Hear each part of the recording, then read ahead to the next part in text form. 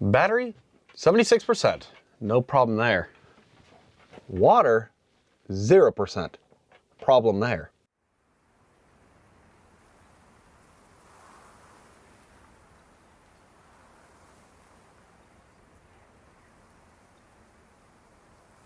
Well, good morning. We need some water, and we have an international park to visit, and we went into a new state yesterday, so big things happening. Also, very quiet night here. Can't complain about that one bit. Let's hit the road.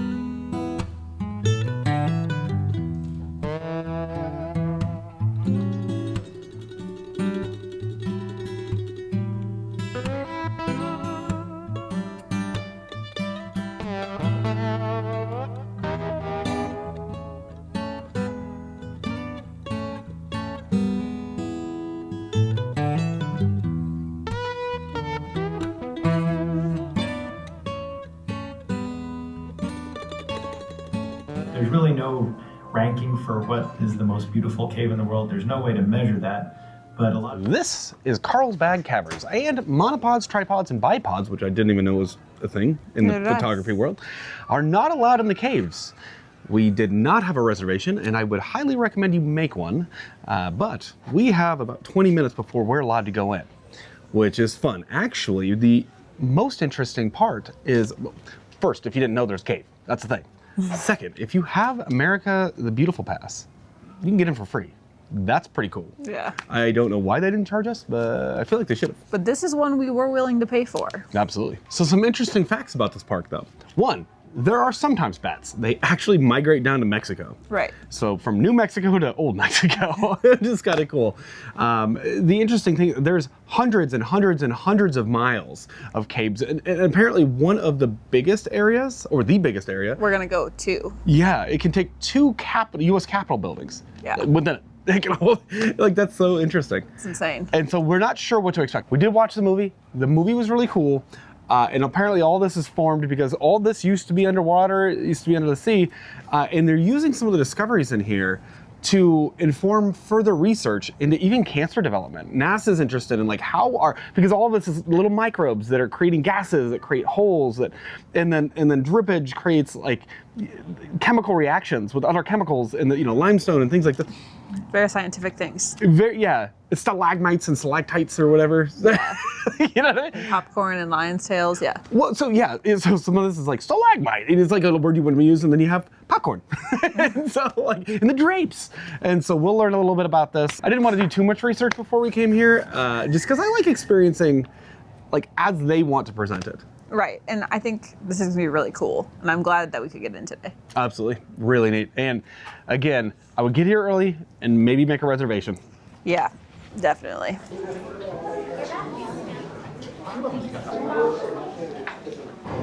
Here's some of the buildings around here, which are kind of interesting. The very New Mexico vibe here. This one's interesting. When there's bat flight, you're not allowed to bring a camera or any electronic devices. I wonder if that has something to do with the sensitivity of the bats? I think so.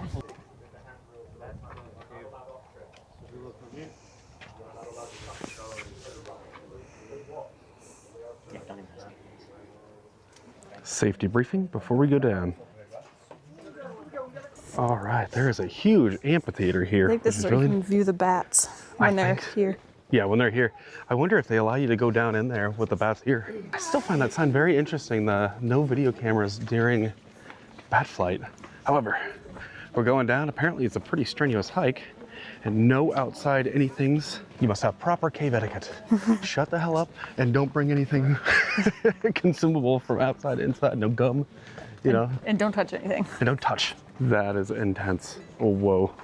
Oh my God. We're going down a little ways. Kind of has a sulfur smell like you might experience in Yellowstone. Whoa. Oh man. Yeah, it's dark in here, but this is really cool. Gotta switch glasses. So what the video told us was that all of this is created because of sulfuric acid eroding away. Oh man. Yeah, everything in here, all the walls. Oh yeah, you guys won't be able to see anything in here. Oh. But it is quite fascinating.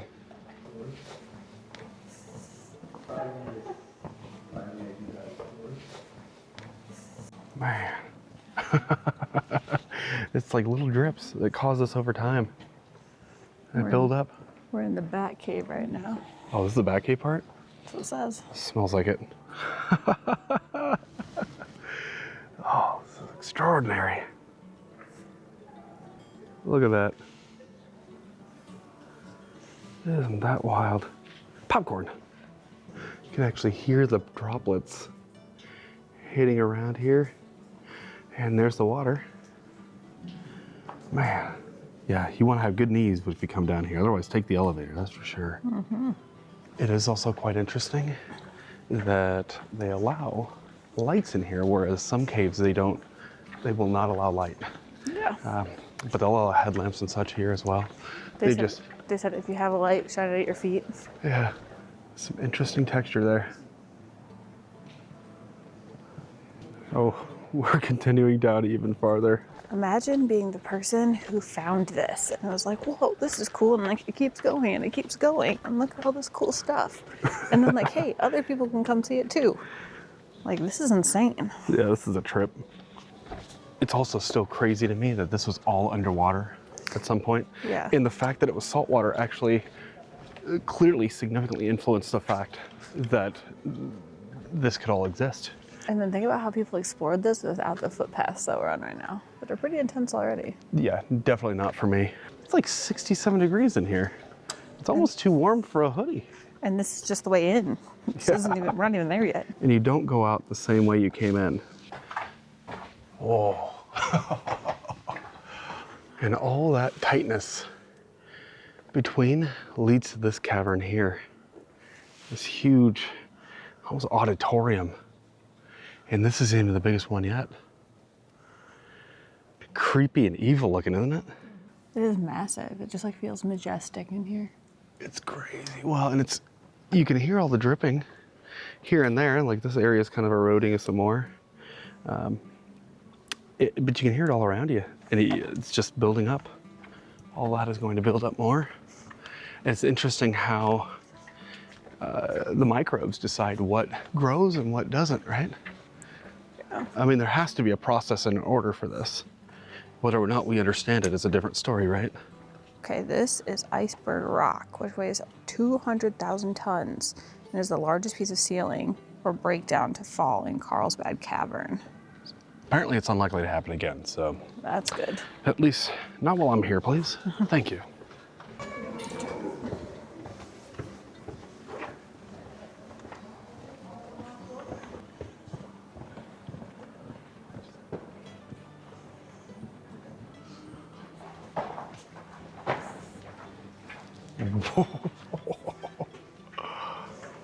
Whoa.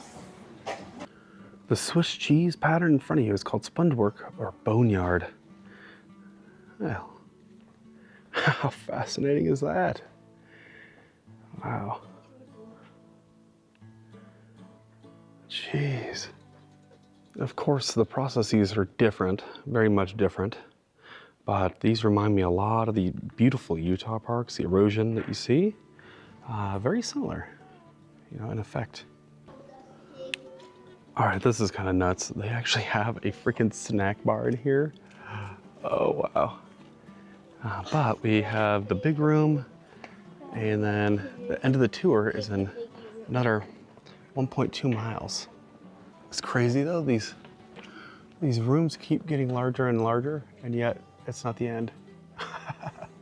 Oh man, they're in here living like the Flintstones. Oh, we've got snack bars and bathrooms and all that. This is crazy, isn't it? Yeah. They have like, look at that. One we are 775 feet down in a freaking cave, and there's a freaking food court here, which is insane. And we asked so many questions. It's more of like a snack shack, but yeah. Okay, yeah, there's Used to be a food court. It did. Well, the interesting thing. So right now there's packaged like sandwiches and some candy bars and just miscellaneous drinks included.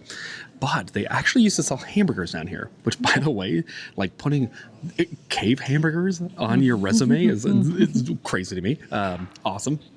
The reason they don't anymore is because they attracted raccoons. Yeah. So apparently there was a huge, like, you could smell the hamburgers and whatnot. She also said like grilled cheese and hot dogs or something like that, which honestly sounds really good. Like a cave burger sounds really. Anyways, so they're making them. You can smell at the top, but apparently also garbage smell. Yeah. Like, which was not ideal. And raccoons love that. Mm-hmm. So they're coming on down. There's like freaking 40 of them, and they had to round them up, which has got to be the most adorable job.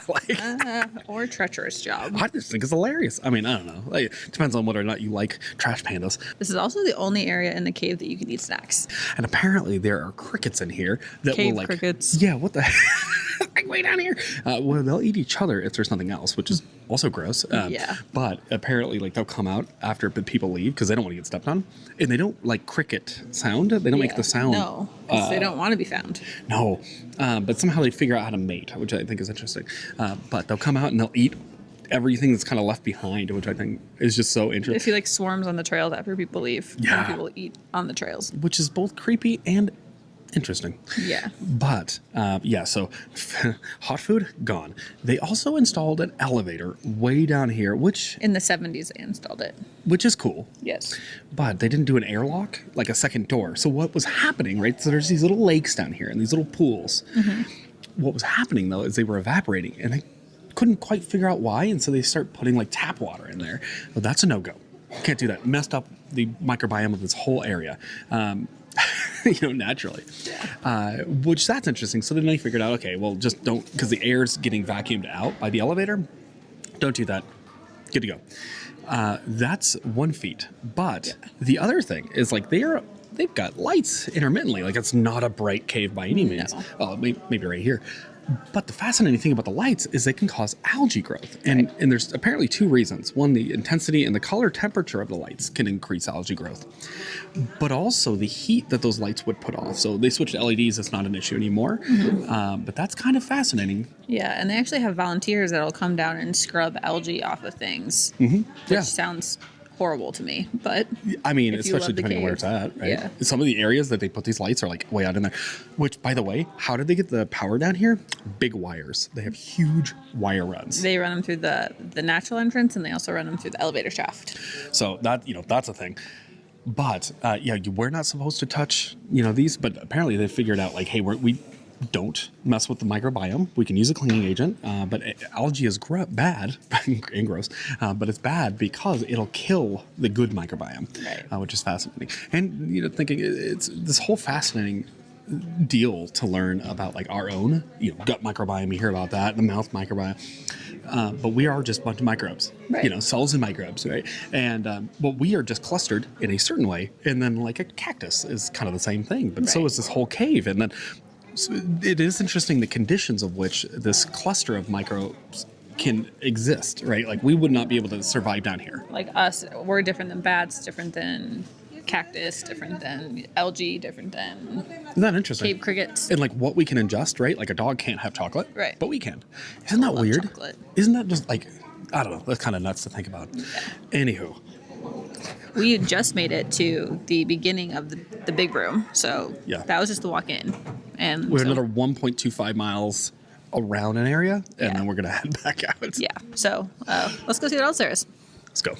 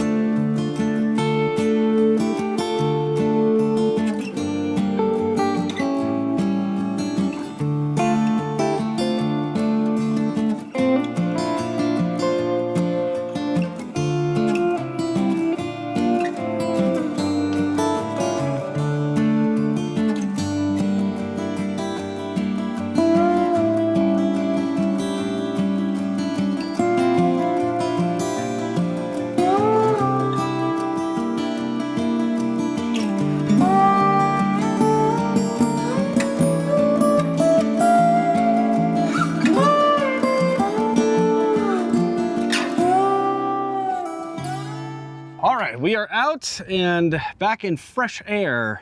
The sunlight feels nice. It is interesting. The cave breathes naturally. Yeah. But it's a lot warmer out here. It's a lot warmer. It's a lot less damp out here. It is. It is a lot more dry. So, well, actually, since we're fresh from it, what is your review? I really liked it. I thought it was interesting. I think what I find like magical about national parks is like the ones that feel grandiose. Like you're walking into something so huge and then like you feel so small in them.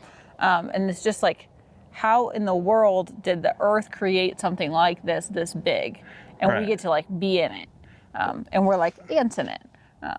Yeah. So I felt that way in here. And so I thought it was cool. There were a lot of people that kind of was a little bit annoying, but overall I really liked it. Yeah. What do you think? I will say it's extraordinary, particularly that life has created this ability to create more life, right? The microbes to repopulate. And that's the only reason this all exists, right? Is these little organisms that like create gases and the gases create sulfuric acid and that creates a space underground. The fact that all of this exists, like a whole town underground, literally a town. Yeah, the size of a town. You can hike or take the elevator down, but you have to take the elevator up. So you get to experience both. That elevator was not nearly as shady as I thought it would be. They do pack you with 8 people every time though. Yeah, and I'm really glad. So I'm really glad that we got here early, right when we did, because now, like at this point, they've been for a while. They've not had tickets or reservations. It's 1:10, and they're saying they're sold out for today. Yeah, and I think it's been a few hours. And so the rangers are fantastic here. You know, it's, for some reason, it doesn't speak to me the way that other places speak to me. It's extraordinary. It is, but it's also one of those things that's like. It's sort of like life underground, but I can't use it every day. You know what I mean? Like it's not terribly spectacular. It's just sort of creepy in its own way, right? Which is cool. Yeah. Don't get me wrong, it is cool. And I think if you're in the area, you go. Like, especially if you have the American, the Beautiful Pass, go. I think especially if you could see the bats flying out of the cave, that would be awesome. Or the bats in the cave even. That would have been, so I'm more of a wildlife fan than I am like an intense landscape fan, I guess. Although, like for example, Canyonlands, for some reason, revolution. I don't know. It spoke to me in a different way. You're right, where I want to go back there. I want to experience that. This one, especially, and part of it I think was the people. The people ruined it for me. And I know that probably sounds a little grouchy, but it's true. It's one of those things when you have screaming kids, you should not bring a kid under like 8. They just don't care. They really don't care. And you argue like, well, parents want to go. All right, I totally understand that. However, there are obviously exceptions. There are exceptions, and some kids are great.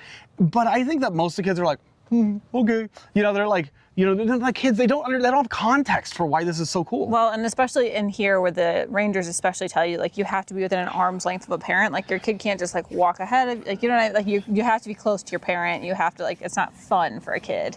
There were a few different groups of people that were just speaking louder than I would expect, like louder than I am right now. And I like to, and I'm a loud person, but they were speaking in a cave. And I'm like, shut up. Like, what are you doing? It does echo. And it was like, it's the most annoying thing. And it's just incredibly rude. It did the same thing with the video. We were watching the movie, that little park movie. And I'm like, you know, like, I generally, though, I can look past all of that. But I think that in this case, I couldn't fully take it in because there were so many people. It was so loud. I couldn't like appreciate the fact that all of this just like, I couldn't sit there and just, it was hard to breathe. Yeah, it felt hard to breathe. I think I would come back. I would come back earlier than we even were here today, so we could be the very first group, not the second wave. Maybe in the spring. In the spring, when the bats are here, I would come when the bats are here, and I would just come early. And I think that would make the experience better. I really liked it though. Still, like, I would come back again because I thought it was awesome. I think it's great. I just think there are other national parks that are better for me. So, yeah. And it's funny. Inevitably, there's always going to be somebody that goes, oh, you just hate that. No, it was cool. It was cool. And I can see how it's different than other national parks that I really love too. Yeah. But the bats would have made it. But again, they're migrating down to Mexico right now. Must be nice.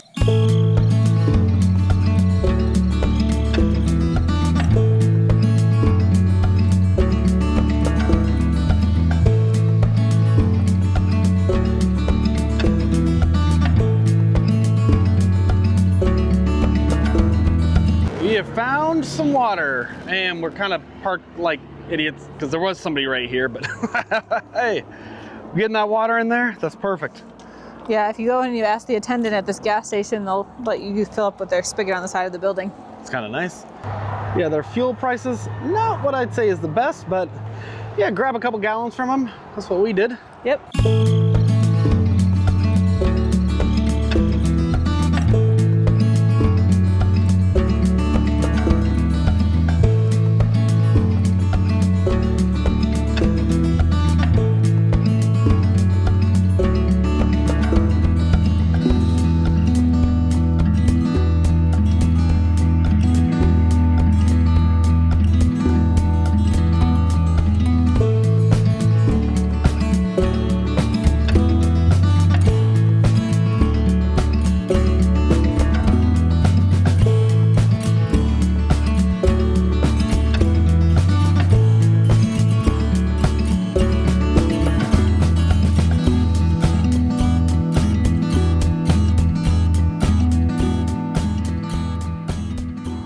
This is home for the evening, the City of La Mesa RV Park.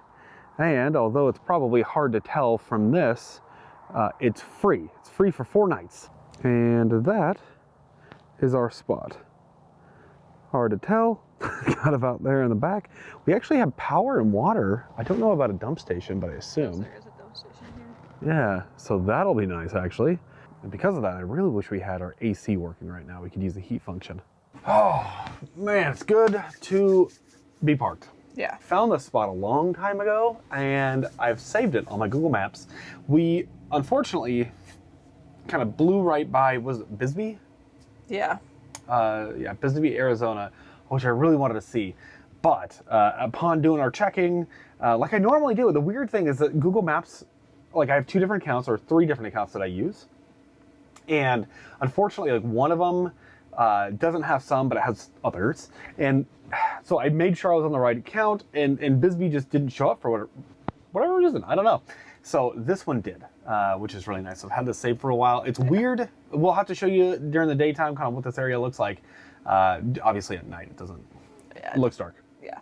But yeah, again, it would be nice if we had this AC working. So a little electric heat would be good. Yeah. But otherwise, our furnace is working great. yeah, yeah.